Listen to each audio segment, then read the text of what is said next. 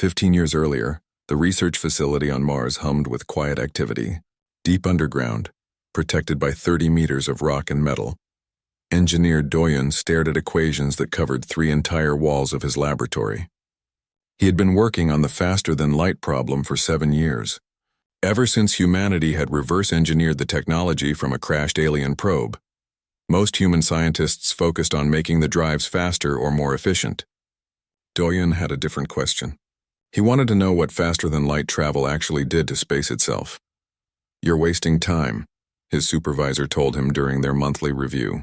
"We need better engines, not theoretical physics." But Doyen couldn't let it go. The aliens traveled by creating temporary folds in spacetime. They punched a hole from one location to another, stepped through and let the hole close behind them. It was elegant. It was efficient. It was also terrifying. "Look at this," Doyen told his assistant Soman one night, pointing at a simulation on his screen. "When we create a fold, we're not actually moving through space.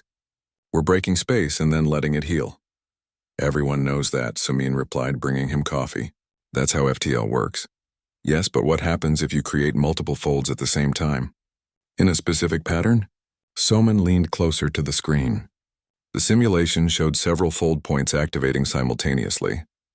The result made her step back. That's unstable, exactly. The folds interfere with each other. They create a cascade effect. Look what happens to any ship caught in the interference pattern."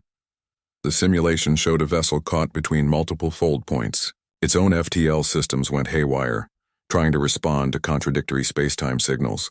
The ship's systems failed one after another until it became a dead hulk drifting in space. "This could be weaponized," Soman whispered. Doyen nodded slowly. "It could end any war before it really began. No deaths, no destruction, just disruption." They worked in secret for 2 more years before presenting their findings to the military. General Kwan, who oversaw Earth's defense forces, studied their proposal with a grave expression. "You're telling me you can disable any ship with FTL capability?" "Any ship, any fleet, any armada," Doyen confirmed. "As long as we can position our generators in the right pattern and activate them simultaneously." "What's the catch?" "The precision required is extreme. We need exact coordinates. Perfect timing. If we're off by even a small margin, the cascade could become uncontrolled. It could tear open spacetime permanently." General Kwan was silent for a long moment. "How permanently?" "We don't know. Our model suggests the tear could expand indefinitely. It could consume the entire star system, maybe more. So using this weapon could destroy everyone, including ourselves." "Yes, sir." Kwan stood and walked to the window overlooking the red Martian landscape. The galactic community banned research into weaponizing FTL technology after the Andromeda incident. "Do you know about that?" Doyen nodded. 3,000 years ago, an unknown species tried to weaponize spacetime. They created a permanent rift that swallowed 17 star systems before it finally closed. It took centuries. "And you want to build the same thing?" "No, sir. I want to build a controlled version, one that disables but doesn't destroy, one that makes conquest impossible. Because if everyone has this weapon, no one can attack anyone else without risking their own fleet." "Exactly, sir. Mutually assured disruption instead of mutually assured destruction." Kwan turned back to face them. "Humanity never signed the ban on FTL weaponization. We weren't even spacefaring when it was enacted. Technically, we're not breaking any treaties we agreed to." "That's correct, sir. Build it, but keep it absolutely secret. If the Council finds out, they'll demand we destroy it, or they'll try to take it from us." Kwan's eyes were hard. This technology could make us the most powerful species in the galaxy, or it could make us pariahs. We need to be ready for both possibilities. For the next 13 years, a small team worked on the Cascade Protocol. They built special generators that could create precise fold points.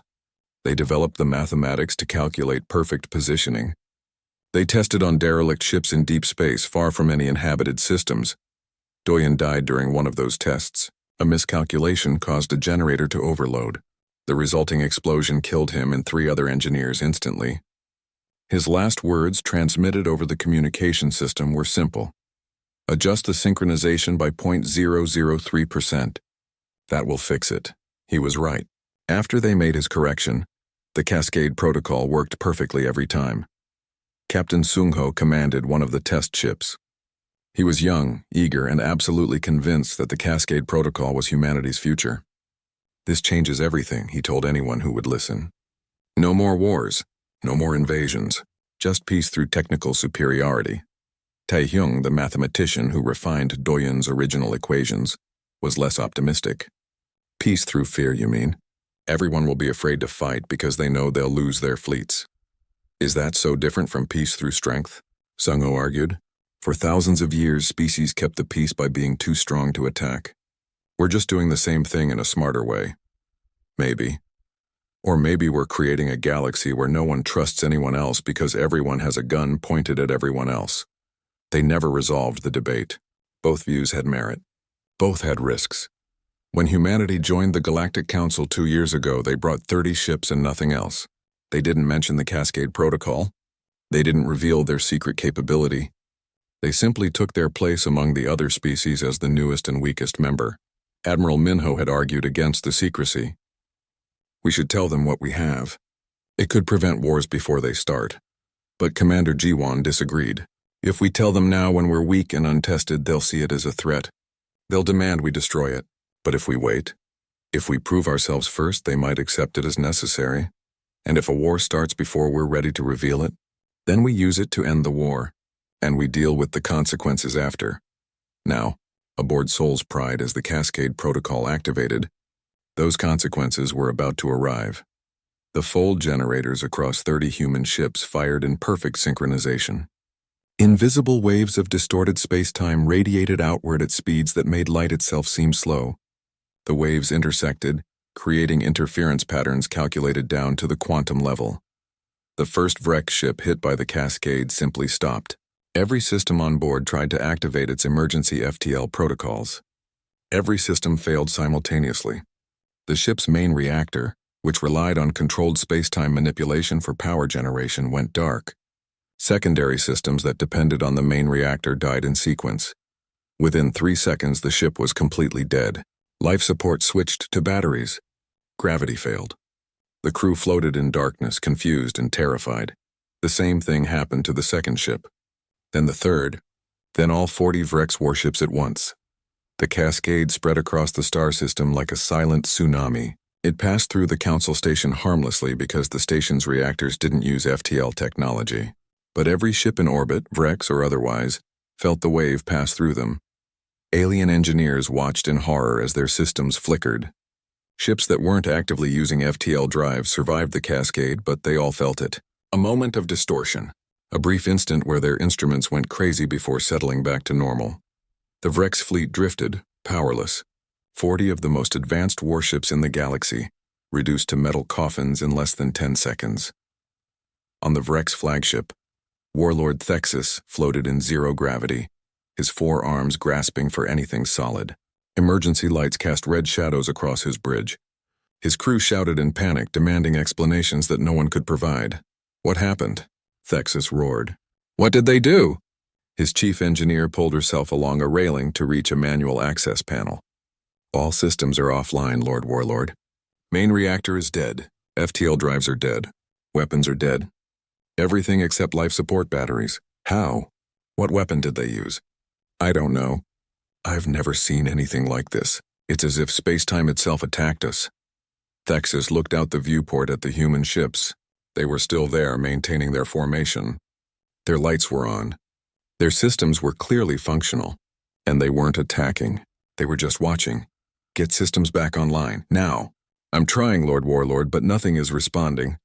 It's like the ship doesn't remember how to work anymore." On Soul's Pride, Jiwan allowed herself a small smile. "Mission timer? 6 minutes 43 seconds, Hyunwoo reported. "Well under 7 minutes, damage report." "Soul's shield has hull breaches but is stable. Soul's hammer lost its main engine but is operational. Soul's spear has navigation damage but nothing critical. All other ships report green status," Jiwan nodded.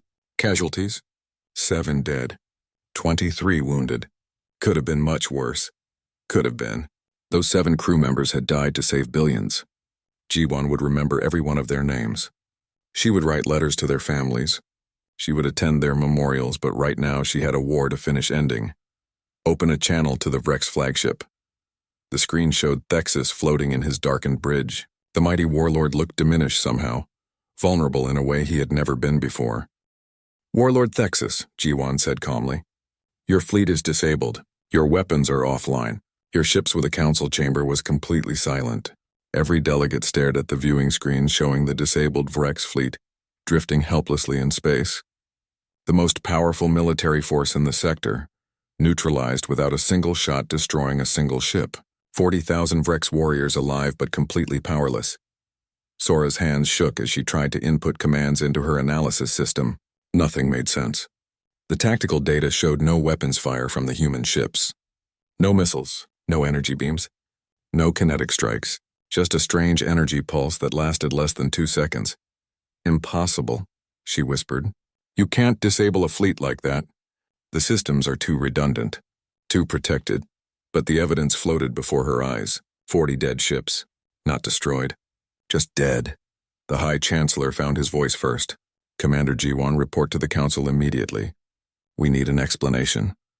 The communication screen activated, showing Jiwan on Seoul's Pride's bridge.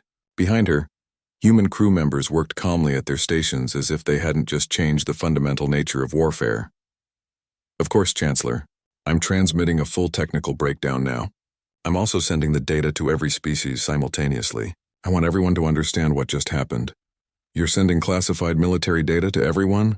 A delegate from the Centauri Federation stood up, outraged. "Without approval? Without negotiation?" "This isn't classified anymore," Jiwan replied. "This needs to be shared immediately." Data packets began arriving at every ship and station in the system. Scientists and engineers across dozens species opened the files and started reading. Within seconds, shock rippled through the technical community.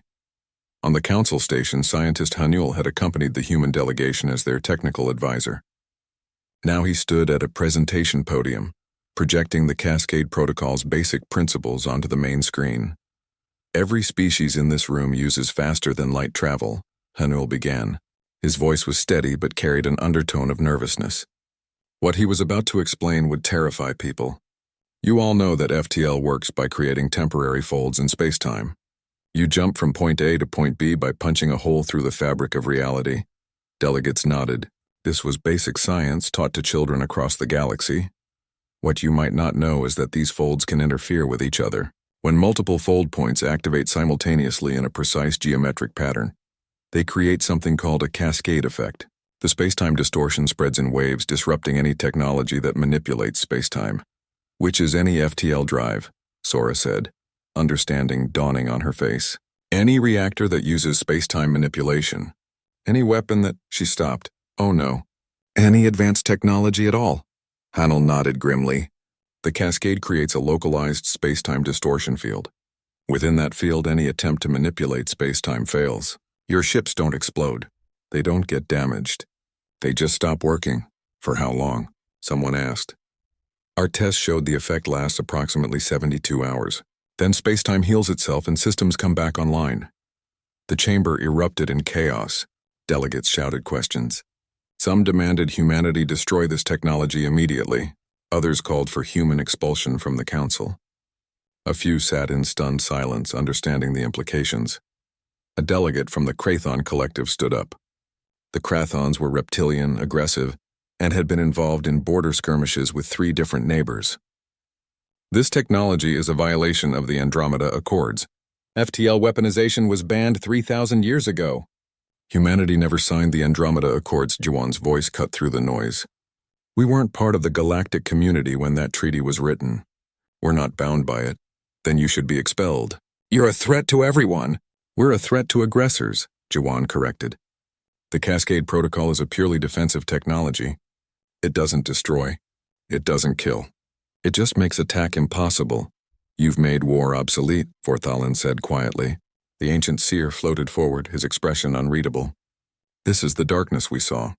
Not death, not defeat, but the extinguishing of military might itself." "The end of conquest. You call that darkness?" Yunji asked. "Change always appears dark to those who see only possibilities, not outcomes," Vorthalan replied. "We saw the light of countless military campaigns vanish. We interpreted that as defeat. We were wrong." Admiral Minho appeared on the screen beside Jiwan.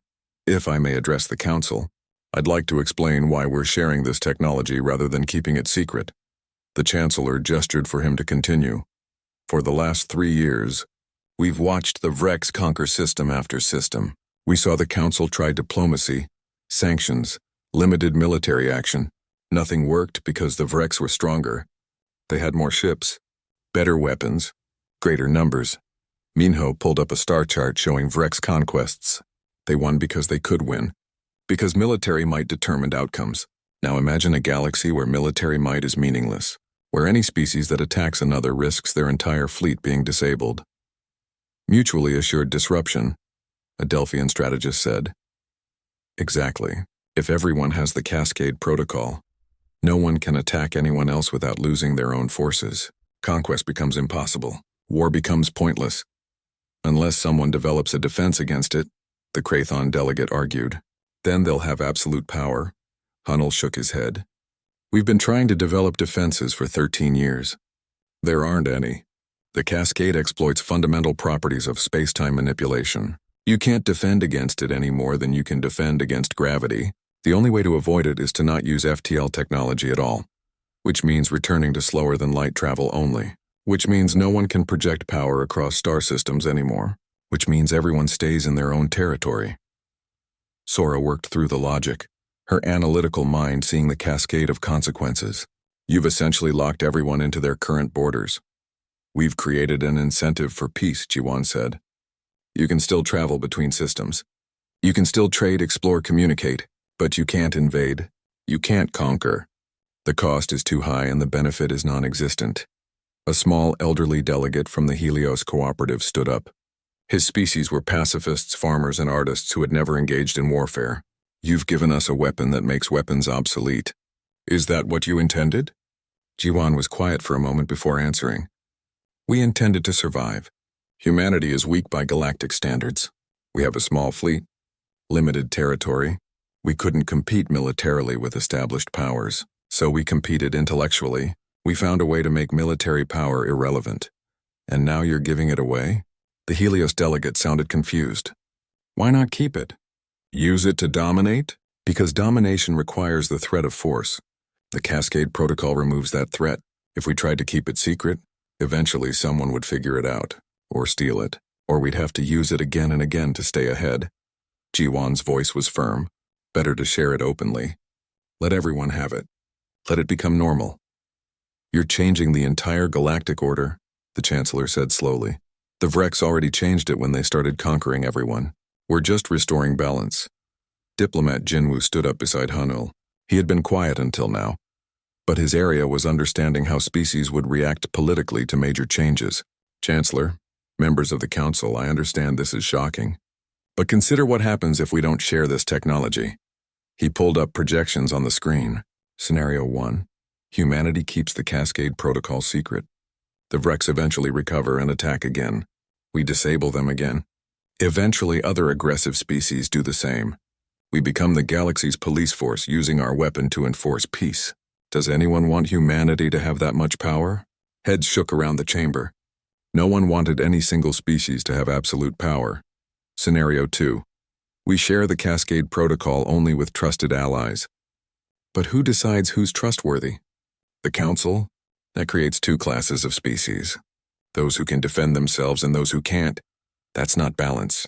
That's hierarchy. Scenario 3, we share it with everyone as we're doing now. Every species becomes equally defensible. No one can attack anyone else without crippling themselves. Yes, it changes the galactic order, but it changes it towards stability, not chaos. The Chancellor sat back in his chair looking older than ever. This is the most significant shift in galactic politics in 1,000 years. It is, Jiwan agreed. But it's a shift toward peace. Isn't that what the Council was founded to achieve? Suddenly, alarms blared. The viewing screen showed multiple new contacts entering the system. Ships from 3 different species, all known for piracy and raiding. They had come to scavenge from the battle, not knowing what awaited them. The pirates saw the disabled Vrex fleet and assumed easy pickings. They began moving toward the closest Vrex ships, weapons charging. They're making a mistake, Sora said urgently. If the Cascade is still active in this sector, it is, Hanul confirmed. The effect remains for 72 hours. Any ship that tries to use weapons or aggressive maneuvers will trigger their own system's failure. The chamber watched as the pirate ships closed in. One fired on a Vrex vessel, trying to blast through. The emergency lights bathed the council chamber in red as representatives from 47 different worlds rushed to their seats. Something terrible had happened, and everyone knew it. The massive viewing screen at the center of the room flickered to life, showing the debris field that used to be the Council's defensive line near the Korath Nebula. Commander Jiwon sat in the human delegation section, her hands folded calmly on the table before her. Next to her, Yunwoo tapped nervously on his datapad, pulling up tactical reports that grew worse with each passing minute. On her other side, Yunji reviewed diplomatic protocols, though they all knew diplomacy might be past its usefulness now. The Vrex Empire had been conquering systems for 3 years. 12 worlds had fallen. Billions now lived under their brutal rule. The Council had tried negotiations, economic sanctions, even limited military actions. Nothing worked. The Vrex only understood strength, and they had more of it than anyone else. "This is a disaster," whispered a delegate from the Delphian Concordat, a species of blue-skinned humanoids known for their strategic thinking. 20 warships gone. Our best captain's dead. What do we do now? Jiwon said nothing. She watched the screen as more reports came in. The Vrex had used a new weapon, something that tore through shields like they were paper. The Council fleet never stood a chance. The High Chancellor called the session to order. His voice, translated through dozens of devices into dozens of languages, carried the weight of desperation. "Members of the Council, we face our darkest hour. The Vrex have issued an ultimatum. We have 72 hours to surrender, or they will begin destroying civilian targets, 1 planet every day until we submit." The chamber erupted in panic. Delegates shouted over each other. Some demanded immediate surrender. Others called for evacuation of core worlds. A few spoke of fighting to the last ship, though everyone knew how that would end. Silence. The Chancellor's voice boomed through the speakers. "Before we decide, the seers have requested to speak." A hush fell over the room. The Lumith seers were ancient beings, older than most civilizations in the galaxy. They could see threads of possibility, glimpses of potential futures. Their prophecies had guided the Council for thousands of years. 3 seers glided into the chamber. They had no legs, their bodies floating a meter above the ground, wrapped in flowing robes that seemed to be made of starlight itself. The eldest, Vorthalon, moved to the center of the room. "We have looked into the paths ahead," Vorthalon said, his voice like wind through crystal. "We have seen the outcomes of every choice before you." Every delegate leaned forward. Even Jiwon found herself holding her breath. "If you fight the Vrex with your remaining forces, you will lose. Total destruction within 1 week." Vorthalen's eyes, which had no pupils, seemed to stare at something beyond the walls. "If you surrender, the Vrex will rule you for 3 generations before internal collapse sets them free. Many will suffer, but many will survive." "What about other options?" someone called out. "What if we request aid from the Outer Rim civilizations?" "They will not arrive in time," another seer responded. "By the time they mobilize, the core worlds will be ash." The Chancellor looked defeated. "Then surrender is our only choice." "There is one other path we have seen," Vorthalen continued, his gaze fixed on the human delegation. "If humanity involves itself in this war, all will fall. We have seen this clearly. The newest species, the primitives from Earth, they bring only defeat. The Vrex cannot be stopped by human hands. We foresee darkness and the end of hope." Jiwon felt every eye in the chamber turn toward her. The humans had been part of the Council for only 2 years. They had 27 colony worlds and a modest fleet. By galactic standards, they were children playing with toys. "The seers have spoken," the Chancellor said quietly. "Humanity must not interfere. We will begin surrender negotiations immediately." Before anyone could move, alarms shrieked throughout the station. The viewing screen changed, showing a new image. A Vrex flagship had just entered orbit around Nexus Prime, the Council's home station. They had traveled faster than anyone thought possible. The massive ship hung in space like a dagger pointed at the heart of galactic civilization. Then it broadcast a message. The image of Warlord Thexus filled every screen in the chamber. He was massive, nearly 3 meters tall, with 4 arms and skin that looked like black metal. His species had evolved on a high-gravity world, making them incredibly strong and durable. "Council of the Weak," Thexus said, his voice dripping with contempt. "You have no time left. Surrender now or I will tear this station apart with everyone inside. You have 1 hour to decide. The transmission ended. The chamber descended into chaos. Delegates screamed for security. Others tried to flee toward the escape shuttles. The High Chancellor sat frozen in his chair, looking like a man watching his own death approach. Jiwan stood up. Chancellor, I request permission to speak. No one heard her over the panic. She walked to the center of the chamber and activated the main speaker system. I said I request permission to speak. Her voice, amplified through the chamber, cut through the noise. Everyone stopped. They stared at her, this human who had been told to stay out of the war. The seers said humanity would bring defeat. A Delphian delegate shouted, "Sit down before you doom us all." Jiwan looked at Vorthalan. You saw defeat if we fought the way everyone expects us to fight. What if we don't fight that way? The seer's expression didn't change. The future is not so simple. We saw darkness. We saw the light of hope extinguished. We cannot see past that moment to know what it means. Then let me illuminate it for you, Jiwan said. She turned to address the entire council. Give me command authority. Give me 7 minutes. That's all I need. 7 minutes to end this war. The chamber exploded with laughter. Even in their terror, the idea was so absurd that delegates couldn't help themselves. 7 minutes? The Vrex had been unstoppable for 3 years. 20 warships couldn't scratch them. What could one species do in 7 minutes? The Chancellor raised his hand for silence. Commander Jiwan, I respect your courage, but this is madness. The seers have warned us. Your involvement brings only defeat. With respect, Chancellor, the seers said they see darkness. They didn't say whose darkness it would be. Jiwan's voice was calm, steady. You have no fleet left. You have no options. Thexus is outside your door right now. In 1 hour, he'll kill everyone on this station. What do you have to lose by giving me 7 minutes? The delegates looked at each other. The Chancellor closed his eyes, looking older than his 300 years. When he opened them again, he looked directly at Jiwan. If I grant this and you fail, the seers will say we brought our doom upon ourselves by ignoring their warning. If I fail, we'll all be dead anyway, Jiwan replied. At least let us die trying something different. The Chancellor stood slowly. He looked at the seers who remained expressionless. He looked at the screen showing the Vrex flagship. Then he looked back at Jiwan. You have your 7 minutes, Commander. May whatever gods you believe in have mercy on us all. Jiwan bowed her head slightly. Thank you, Chancellor. Hyunwoo, Yunji, we're leaving. We have work to do. As the 3 humans walked toward the exit, Vorthalan's voice followed them. Commander, we have never been wrong before. Never in 10,000 years. Jiwan stopped at the door and looked back at the ancient being. There's a first time for everything. She stepped through the door, leaving behind a chamber full of beings certain they had just watched hope walk to its death.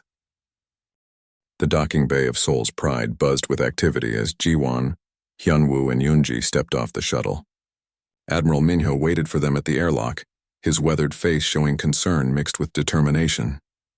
Behind him, the bridge crew stood at attention, ready for orders they knew would be unlike anything they had done before.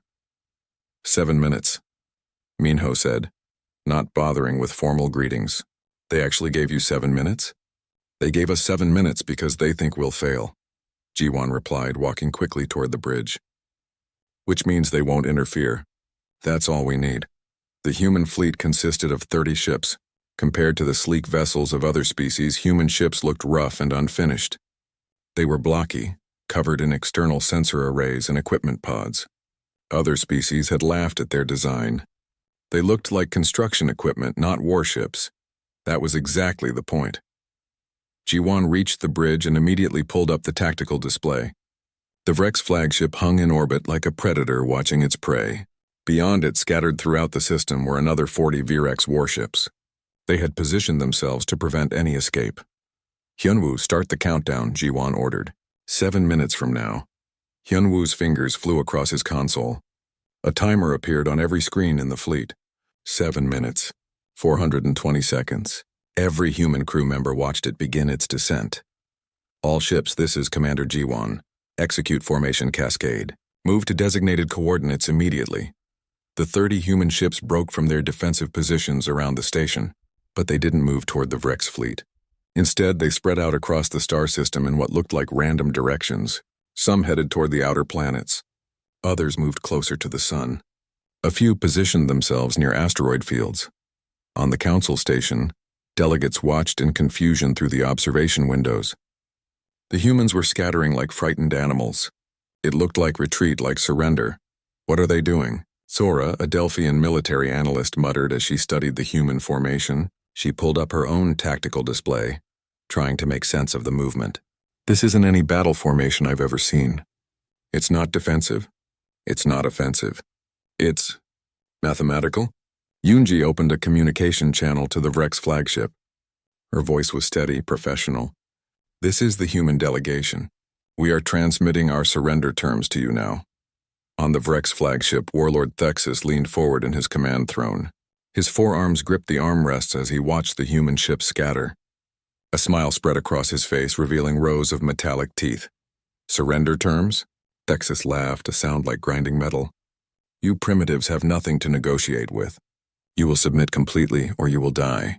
Those are your only terms. With respect, Warlord, we disagree, Yunji continued. We have something you want. We're offering you the chance to take it peacefully. Thexus gestured to his tactical officer. What is the human fleet doing? Unknown, Lord Warlord. They're spreading out across the system. They're not taking defensive positions. They're not fleeing to faster than light speeds. They're just positioning themselves. At what coordinates?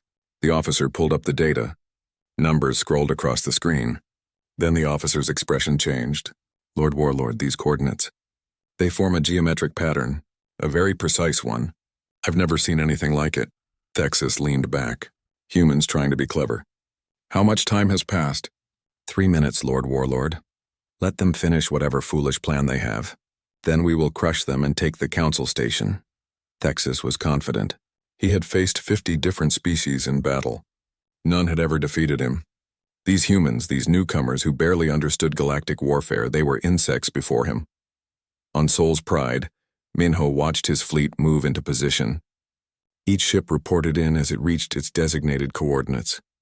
Green lights appeared on his tactical display. One after another. Position Alpha confirmed. Position Delta confirmed. Position Omega confirmed. Jiwan stood at the center of the bridge, her eyes closed, mentally running through every calculation they had practiced. Everything had to be perfect. If even one ship was off by a few thousand kilometers, the whole thing would fail. The timer showed 4 minutes remaining. All ships are in position. Commander, Minho reported. Good, begin power-up sequence.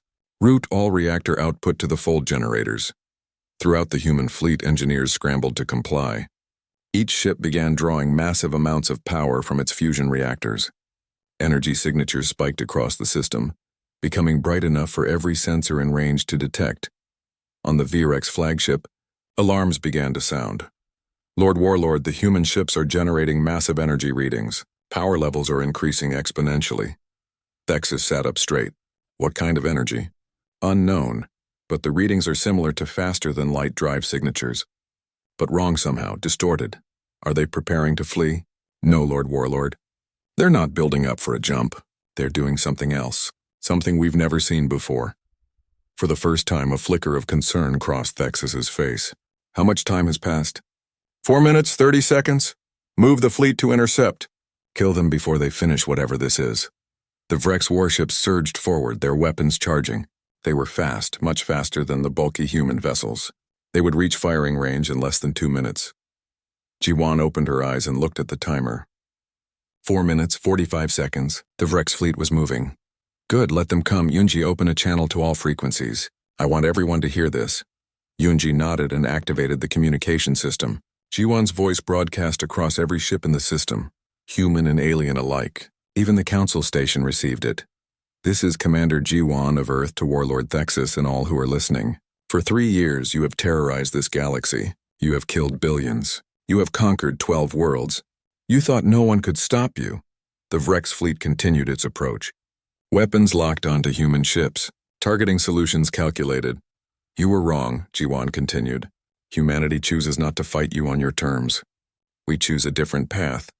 In approximately 90 seconds, this war will end. Not because we destroyed you, but because we're about to make war itself obsolete. Thexus roared with laughter. Bold words from a species about to become dust. Fire when in range. The timer showed 5 minutes, 30 seconds. On the council station, Forthalan watched the human ships with his seeing eyes. The threads of possibility tangled before him, too complex to follow. The darkness he had foreseen was approaching, but now he couldn't tell what it represented. Defeat? Victory? Something else entirely? Commander Jiwon. Forthalan sent a private transmission. What have you done? Jiwon didn't answer. She was watching the timer. 5 minutes, 50 seconds. The Vrex fleet reached firing range. 40 warships unleashed everything they had. Energy beams lanced through space. Missiles streaked toward the human vessels. Kinetic rounds accelerated to a fraction of light speed. Some human ships took hits. Shields flared and failed. Hull plating melted. One ship, Sol's shield, began to list as its starboard side tore open to vacuum. Sol's shield reporting critical damage. The communication officer called out. They're losing pressure in 3 sections. Tell them to hold position, Jiwon ordered. Just a few more seconds. The timer showed 6 minutes, 30 seconds. Minho's hands hovered over his console. Every screen showed the same readout. Full generators at maximum capacity. Pattern locked. Synchronization at 99.7%. All systems ready, Commander, Minho said quietly. If we're wrong about this, we're not wrong, Jiwon replied. We've tested it. We know it works. We tested it on derelict ships in controlled conditions, never on an active battlefield, never at this scale. Then today we find out if our calculations are as good as we think they are. The timer reached 6 minutes, 45 seconds. More Vrex weapons struck human ships. Sol's hammer lost its main engine. Sol's spear began tumbling after a direct hit to its navigation system. The human fleet was taking a beating, and they weren't firing back. They just held position, maintaining their geometric pattern even as they died. This is madness, Sora whispered on the council station. They're not even defending themselves. What are they waiting for? Yunwoo's voice was steady as he counted down. 30 seconds to mark, 25, 20. Jiwon took a deep breath. She thought of Earth, of the billions who trusted her to keep them safe, of all the species in the galaxy who didn't know that everything was about to change. 15 seconds, Hyunwoo continued. 10, 9, 8. The Vrex fleet closed in, weapons recharging for another volley. Thexus leaned forward in his throne, anticipating the final destruction of these foolish humans. 7, 6, 5. Every human crew member braced themselves. Some whispered prayers. Others checked their harnesses one last time. They all knew the risks. If the calculations were wrong, they might tear a hole in space itself. 4, 3, 2. Jiwon's voice cut through the tension, clear and certain. Execute Cascade Protocol. 1. Mark. 30 human ships activated their full generators simultaneously. Space itself screamed. 3 weeks after the 7-minute war, the Galactic Council reconvened. This time, the atmosphere was different. The usual political posturing was absent. Every delegate understood they were witnessing history being made, and their choices now would shape the next 1,000 years. The Vrex Empire sent a new representative. Not Warlord Thexus, who had been recalled in disgrace, but Ambassador Krell. She was smaller than most Vrex, only 2 meters tall, but her presence commanded respect. She had been a military strategist before becoming a diplomat, and she understood what the Cascade Protocol meant for her people. The Vrex Empire accepts the Council's peace terms, Krell announced, her voice carrying none of the arrogance that Thexus had shown. We acknowledge that conquest is no longer viable. We propose a 30-year period to integrate the 12 systems we conquered back into independent governance. Murmurs ran through the chamber. The Vrex were actually negotiating. Species who had lost family to Vrex aggression didn't know whether to feel satisfied or disappointed. Justice delayed wasn't quite justice denied, but it wasn't quick either. 30 years is too long, a delegate from Harmon IV protested. You've occupied our world for 18 months. Every day you remain is an insult to those who died. I understand your anger, Krell replied. But pulling our forces out immediately would create chaos. No government. No infrastructure. No security. Give us time to transition properly, and your people will inherit functional worlds instead of ruins. Jiwon watched the negotiation with interest. This was the part no one had really planned for. The Cascade Protocol could end wars, but it couldn't solve the mess wars left behind. The Council debated for hours. Eventually, they agreed to a 10-year transition period with Council oversight. The Vrex would gradually withdraw while helping establish new governments. It wasn't perfect, but it was more than anyone expected from a species that had never negotiated seriously before. Then came the harder discussion. "We need to address the Cascade Protocol itself," the Chancellor said. "Commander Jiwan shared the technology with all of us, but we haven't decided how it should be used." "There should be restrictions," the Krathon delegate insisted. "Rules about when it can be deployed. Oversight committees. Safety protocols." "Why?" asked the Helios delegate. "The technology is defensive. It doesn't kill. It just prevents aggression. But who defines aggression? What if there's a legitimate dispute between two systems? Does the stronger species simply cascade the weaker one to win the argument?" It was a good point. The Cascade Protocol could theoretically be used to bully smaller species into submission without ever firing a weapon.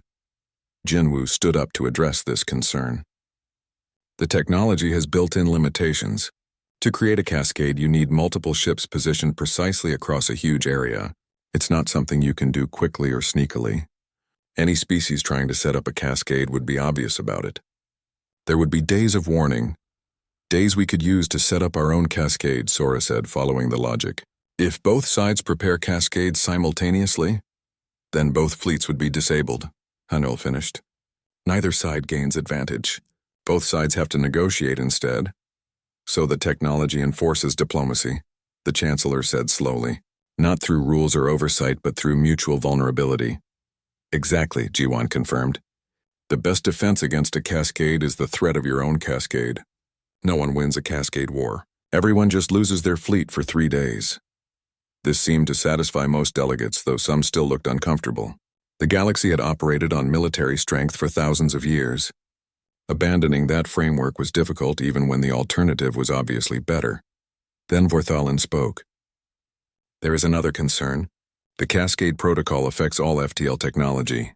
Trade ships, exploration vessels, civilian transports. If a cascade is deployed carelessly, innocent ships could be disabled." "That's true," Jiwan admitted, "which is why we recommend establishing cascade-free zones around civilian areas. Buffer regions where military vessels aren't allowed to gather. That way, trade and travel can continue safely even during disputes." "You've thought this through carefully," Vorthalin observed. "We've had 15 years to think about it." Over the next week, the Council hammered out the basic framework for the new galactic order. Key points included: major trade routes would be designated cascade-free zones. No military vessels could gather there in numbers sufficient to create a cascade. Violations would result in immediate Council sanctions. Disputed territories would have mandatory 30-day negotiation periods before any military action. This gave time for diplomacy and prevented surprise attacks. Any species deploying a cascade had to broadcast their intentions 48 hours in advance. This ensured civilians could evacuate and prevented accidental civilian casualties. The Council would maintain a rapid response force equipped with cascade generators. If any species violated the new rules, this force would immediately cascade their entire fleet. Most importantly, the framework relied on transparency. Every species had to register their cascade-capable ships with the Council. Inspections would be random but regular. Hiding cascade technology would be treated as an act of war. "Will this actually work?" Unji asked G1 privately as they reviewed the final documents. "Or are we just creating rules that species will ignore?" "It will work because it has to," G1 replied. "The alternative is every species building cascade fleets in secret and then we're back to war. Just a different kind of war." "You sound like you're trying to convince yourself." "Maybe I am. This is the biggest gamble humanity has ever made. We gave away our only strategic advantage and bet that sharing it would create peace instead of chaos. Do you regret it?" Jiwan was quiet for a long moment. "Ask me in 10 years. The casualties from the 7-minute war had been minimal by galactic standards. 7 humans dead, 23 wounded. The Vrex had lost no one, though 40,000 warriors spent 3 very uncomfortable days in disabled ships before life support could be properly restored. But the psychological impact was enormous. Every military strategist in the galaxy had to rewrite their doctrine. Every species had to reconsider their defense plans. Every government had to adjust to a reality where conquest was functionally impossible. Some species adapted quickly. The Helios Cooperative, already peaceful, saw the Cascade Protocol as a blessing. They expanded their trade networks, knowing they were finally safe from aggressive neighbors. Other species struggled. The Krathons had built their culture around martial strength. Now that strength was meaningless.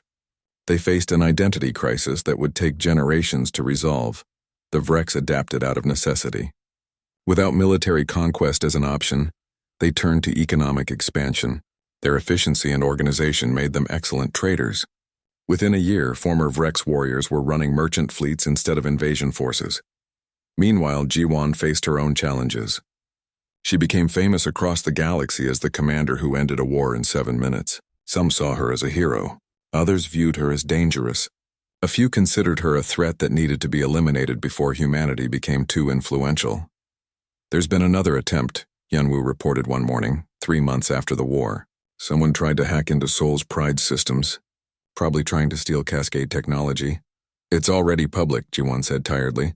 What's the point of stealing it? Maybe they wanted to verify we didn't hold anything back. Or maybe they wanted to sabotage our systems. Security became a constant concern, not just for Jiwan, but for every scientist who had worked on the Cascade Protocol. Someone poisoned Taehyung's food, though quick medical response saved his life. Someone else tried to kidnap Hanul's family. These weren't organized attacks, but individual acts by species or factions angry about the new order. Admiral Minho increased protection for all key personnel. We changed the galaxy. Some people will always hate us for that, even if the change was necessary. I thought ending war would make us popular, young strategist Minji said. She had joined Jiwan's staff after the war, eager to help manage the transition. Ending war made us important, Minho corrected. Important people make enemies. That's just how politics works. Despite the challenges the new system held, 6 months after the 7-minute war, the first major test came. 2 species, the Taurians and the Vex, had disputed territory. Both claimed a mineral-rich asteroid belt. Both began gathering military ships near the zone. The Council immediately deployed its rapid response force. Human ships joined vessels from 15 other species, forming a cascade pattern around the disputed area. Both species have 48 hours to begin negotiations, or we cascade everyone in this sector, the Council announced. The Taurians and Vex both complained. They threatened to withdraw from the Council. They accused humanity of overreach and tyranny. Then they started negotiating. 3 weeks later, they reached a compromise. The asteroid belt would be split, with valuable minerals distributed fairly. Both species retained access. Neither got everything they wanted, but both got enough to be satisfied. It worked, Yunji said, watching the Taurian and Vex ambassadors sign the agreement. They actually chose diplomacy over fighting. They chose diplomacy because fighting was impossible, Jiwan replied. That's not quite the same thing.